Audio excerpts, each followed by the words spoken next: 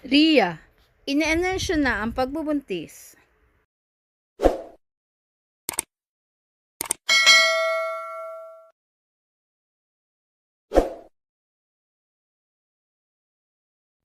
Kalin sabay ng pagdiriwang ng Father's Day, mistulang kinumpirma ng aktres na si Rhea Atayde ang kanyang pagdadalang tao nang ipost niya sa kanyang social media account ang pagbati ng Father's Day sa asawang si Sanjo Marudo.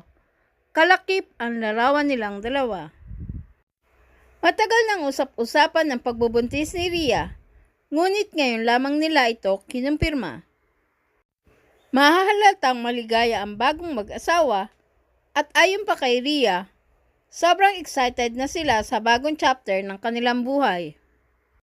To the dad you already are, and the dad I know you'll be.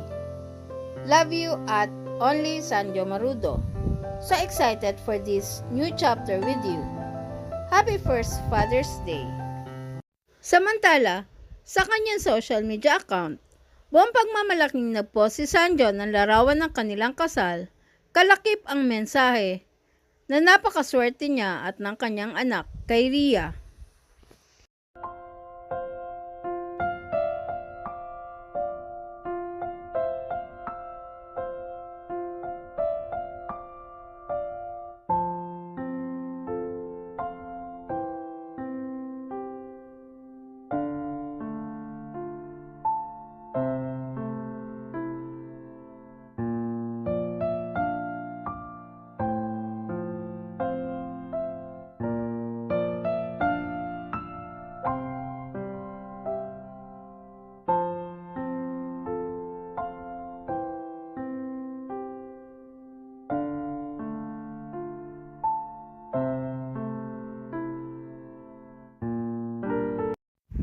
Motherhood.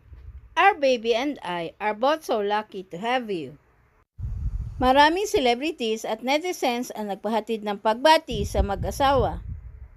Matatandaan kamakailan lamang ay ikinasal sa isang civil wedding si Rhea at Sanjo. Please subscribe and hit the notification bell para ma-update kayo sa sunod na showbiz news.